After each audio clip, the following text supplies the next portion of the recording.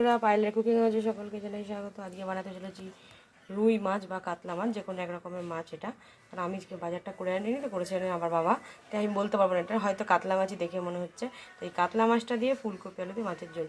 তাই কাতলা মাছটা ধোয়া আছে, তাই এর মধ্যে একটুখানি নুন দিয়ে দেবো পরিমাণ মতো।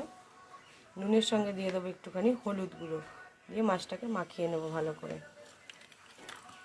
ফুলকপি দিয়ে মাছ রান্না করবো, এখন তো অসময়, তাই এখন এর ফুলকপিতে একটু গন্ধ লাগবে। ওই জন্য ফুলকপিটা একটুখানি গরম জলে টকবক করে ফুটিয়ে গ্যাসটা অফ করে জলটা ফেলে দিয়ে ফুলকপিটা ছেঁকে নিয়ে নেবো। আর এদিকে আমি কড়াইতে দিয়ে দেবো সর্ষের তেল। কড়াইতে সর্ষের তেল দিয়ে দেবো, এগুলোতে মাছ ভেজে নেবো। কড়া তেলটা গরম হোক, তারপর মাছ ভেজে নেবো। তাই না, তেলটা গরম হয়ে গেছে, কিন্তু অনেকে মাছ দিলে কড়াইতে লেগে যায়, তার জন্য একটুখানি কড়াইতে তেল দেবে, তেলের মধ্যে একটু নুন ছেড়ে দিতে হয়। নুন ছেড়ে দিলে তাহলে আর লাগে না।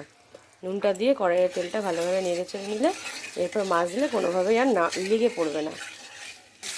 এরকম মাছগুলো দিয়ে দিয়েছি তেলে, এবার একটু একটু করে ভাজা হলে উল্টে নেবো আমি।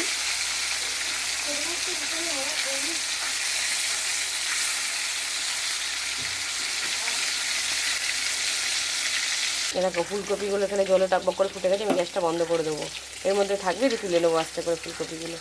আর তার এই সেদ্ধ হতে থাক, আর এদিকে মাছটা ভাজা হতে থাক। এর মধ্যে আমি পেঁয়াজ আদা রসুন যা যা দেবো মশলা, সেগুলো রেডি করে নিই। এরকম মাছগুলোর একদিক লাল লাল করে ভাজা হয়ে গেছে, এবার মাছগুলো তুলে নেবো আমি। আর আমি মশলার জন্য নিয়েছি রসুন, আদা, পেঁয়াজ, কাঁচা লঙ্কা, টমেটো, এগুলো গ্রেট করে নেবো। পেঁয়াজ রসুনের পেস্টটা রেডি করা হয়ে গেছে, এর মধ্যে আমি নুন দিয়ে দেবো, হলুদ গুঁড়ো দিয়ে দেবো 2 চামচ দেবো, জিরের গুঁড়ো দেবো একটুখানি, আর এদিকে দেবো কাশ্মীরি লঙ্কার গুঁড়ো কালার আনার জন্য। এবার তেলের মধ্যে ফুলকপিগুলো একটু হালকা করে ভেজে নেব, হালকা করে একটু নেড়ে চেড়ে নেব। এবার আস্তে করে দিয়ে ভাজা হতে থাক। একটুখানি এর মধ্যে না হলুদ দেবো কালার আসার জন্য, সামান্য পরিমাণে নুন দেবো, দিয়ে ফুলকপিটা ভাজতে থাকি। গ্যাসটা জোরে দিয়ে এবার নাড়াচাড়া করে ভাজবো, তারপর তুলে নেব। ফুলকপিগুলো একটু বেশি লাল করে ভাজা হয়ে গেল, এবার এগুলোকে তুলে নেবো। যেটুকুনি তেল ছিল ফুলকপিতে টেনে নিয়েছে, তার জন্য এখানে একটুখানি আমি সর্ষের তেল দেবো। এবার মাছের ঝোলটা তো রেডি করতে হবে, তাই তেল দিয়ে দিলাম। আমাদের বাড়িতে একটু তেলটা বেশিই খাওয়া হয়, তাই দেখো কতটা তেল দিয়ে ফেললাম। তেলটা গরম হয়ে যাবে এক্ষুনি, কারণ কড়াইটা তো গরম আছে। তেল গরম হয়ে গেছে, ধোঁয়া উঠছে। এবার গোটা গরম মশলা ফোড়নে দিয়ে দেবো। গোটা গরম মশলা ফোড়নে দেওয়ার সাথে সাথে আমি যেহেতু মাছের ঝোল এটা, তাই জন্য এখানে একটু জিরা দিয়ে দেবো, সাদা জিরা, হ্যাঁ, কালো জিরা নয় কিন্তু, শুধু সাদা জিরা। ব্যাস হয়ে গেল ফোড়ন। এবার আমি এটা মধ্যে আলুগুলোও ছেড়ে দেবো এক এক করে। আলুগুলো একটু ভাজা হয়ে যাক। আলুগুলো ভাজার মধ্যে একটুখানি আমি পরিমাণ মতো নুন দেবো, নুন দেবো।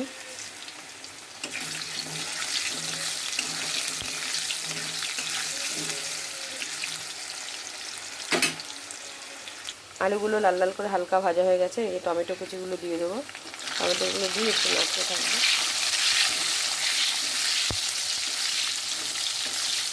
টমেটোগুলো দিয়ে লাললে কী হবে, লাল হয়ে যাবে তরকারিটা, কালারটা সুন্দর আসছে, ওই জন্য টমেটোগুলো দিয়ে তেলে একটু নাড়তে হয়। সঙ্গে সঙ্গে তেলের রঙটাই আলাদা হয়ে যাচ্ছে। কিন্তু এর মধ্যে আমি আবার দিয়ে দেবো আদা, পেঁয়াজ, রসুন, নুন, শুকনো লঙ্কা, যেটা কাশ্মীরি লঙ্কা, শুকনো লঙ্কা না, হলুদ, এই সব কিছু দিয়ে দেবো।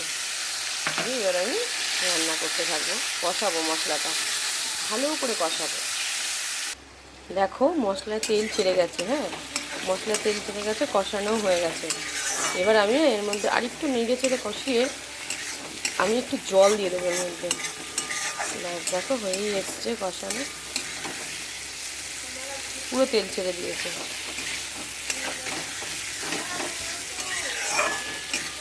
আমি রেডি হয়ে গেছে জল দেবো বলে একদম। কিন্তু ফুলকপিগুলো দিলাম না, ফুলকপিগুলো ভেজে তুলে রেখেছি। ফুলকপিগুলোকে আবার দেবো যখন ঝোলটা টকবক করে ফুটে যাবে, তখন দেবো।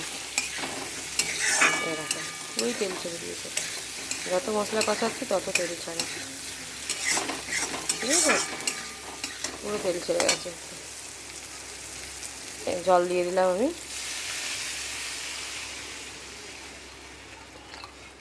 ঝোলটা একটু পাতলাই হবে, ফুলকপি আলু দিয়ে মাছের ঝোল। মাছটা ছিল কাতলা মাছ। আমি তখন বললাম না কী মাছ, বাবাকে জিজ্ঞেস করলাম, বাবা বললো কাতলা মাছ নিয়ে এসেছি।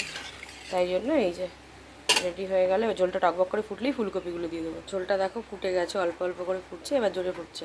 এবার দেখো আমি ভাজাগুলো দিয়ে দিচ্ছি, ফুলকপি ভাজাগুলো আমি দিয়ে দেবো, সব কটা ফুলকপি ভাজাই দিয়ে দেবো। আর নামানোর আগে ঝোলটা তখন মাছগুলো দেবো। আর আজকে যেহেতু গরম মশলা ফোড়নে দিচ্ছি, আর গরম মশলা বেটে দিতে লাগবে না।